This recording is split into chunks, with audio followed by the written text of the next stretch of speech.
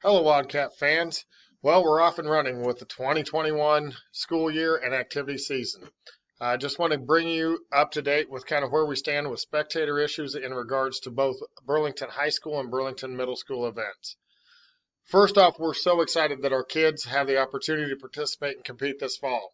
And I know you're all aware that things are going to be different as it relates to competition, spectators, and some of the procedures that you're going to have to deal with in compliance with the COVID-19 and Governor Kelly's 2059 order.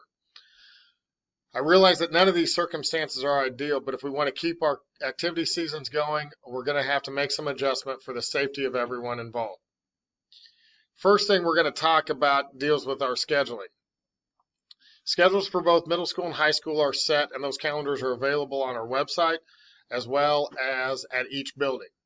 But understand that everything is subject to change with the world we're living in right now, and it may come with limited notice. So please bear with us, listen, and we'll keep you updated as fast as we can. These changes may include times, dates, spectator limits, or even the elimination of spectators at certain venues. There are certain things that are out of our control, especially when we travel to other communities.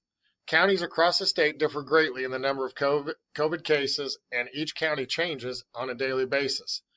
Kansas State High School Activities Association, in conjunction with Kansas State Department of Education, has established gating criteria based on the percentage of COVID cases and their increase in each county.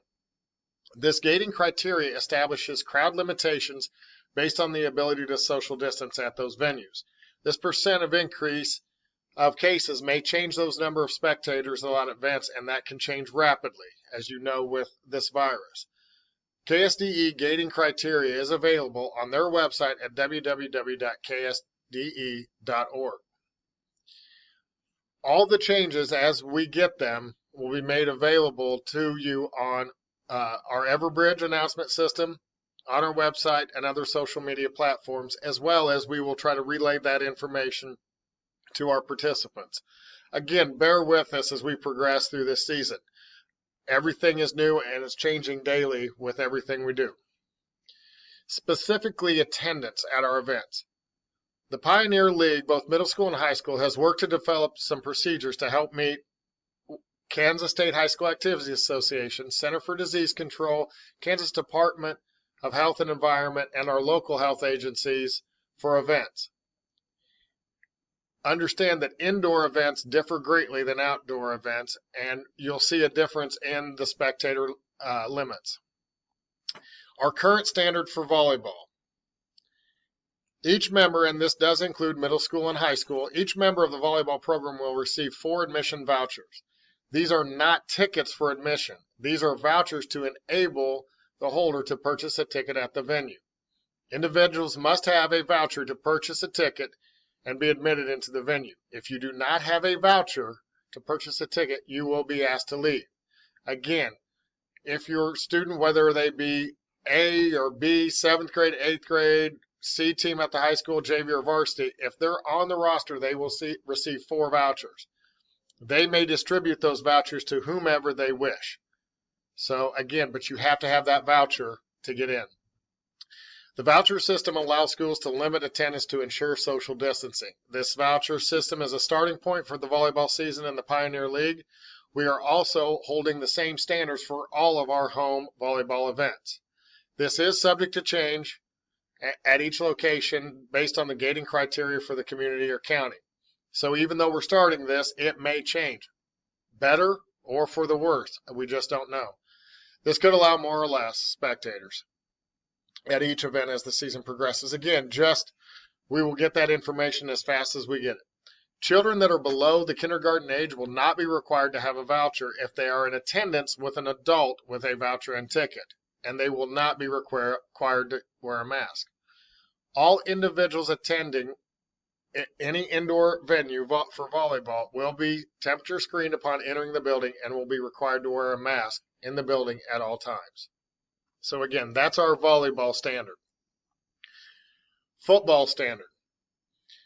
Spectators must wear a mask when entering the admission area or entering the stadium, at concessions area, restrooms, and whenever 6 feet of social distance cannot be maintained. Individuals will not be admitted if they do not have a mask. So again, if you're coming to football, you have to walk in with a mask on. Children below kindergarten age are not required to wear a mask while in attendance. Any student below high school age are required to sit in the stands with parents. Middle school age students and below will not be allowed to play or congregate in the stadium area or on school grounds. Anyone refusing to adhere to these standards will be asked to return to their seat. Repeated offenses of this standard will result in the individual being asked to leave school grounds. We ask spectators to sit with family groups and observe social distancing in the stands. Additional space will be made available along the track at home events outside the player's box for additional seating and increased social distancing.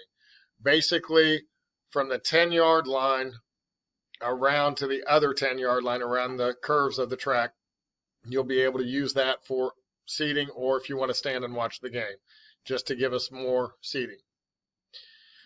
Again, this is the starting point for football. Crowd limitations may become necessary if the gating criteria changes in Coffee County or other communities that we travel to. Standards for cross country. All attendants are asked to have a mask and wear masks whenever social distancing cannot be observed. Congregating groups will be asked to disperse by meet personnel. Teams will be separated in distance from other teams and spectators to ensure participant safety. Please respect the team areas and do not venture into the team area. Participants can leave those areas to visit with family members, but again, we ask people not to enter that team area. There will be no award ceremonies observed at our home meets. I can't speak for the other ones, but these awards will be presented to coaches and who can distribute them to the team members individually. We are asking all spectators to observe social distancing, and they must be masked around the start and finish line. Again, those are where we have more people and our participants are a little more grouped up, so we ask everyone to have a mask on. There will be additional modifications with warm-up, starting procedures, finish line to help mitigate exposure. And that's the whole point, is to minimize our participants and our spectators' risk of exposure and keeping everyone safe. There have been some questions about passes. Due to the unknown circumstance, we are not selling passes through the high school office this year. It's just a bigger headache to sell them, and then if something happens and we have to try to figure out how to prorate or get those back. So the family pass, senior citizens passes, those will not be sold until this kind of calms down, until we have a better feel of what's going to happen. And again, I apologize for the inconvenience. Pioneer League passes and district passes, or the employee pass, which we use our employee badge, will be honored with free admission as in previous years. However, if you're attending volleyball at an indoor venue, you must have a ticket voucher with your league pass or staff badge for admission. Again, that voucher you have to get into a volleyball event. We realize that limiting crowd size at venues is not ideal and not something we want to do. However, we're acting in accordance with Kansas State High School Activities Association, CDC, Kansas State Department of Health and Environment, and Kansas State Department of Education recommendations. Most schools across the state are implementing similar standards for their competitions as well. Our hope is that over the next few weeks, these limitations may lessen and we can begin the process of getting back to normal. We ask that all spectators adhere to the guidelines established for the safety of all student participants, coaches, staff, and spectators attending our events. We want to preserve the ability to keep playing and to give our student participants a chance to compete. If you have any questions regarding these criteria for attendance, please contact me, Dave Watkins, here at the high school, or at the middle school, contact Charlie Whitworth, Activities Director, Burlington Middle School. I want to thank you for your time. Again, we're excited to get things going. Be safe, God bless, and go Cats!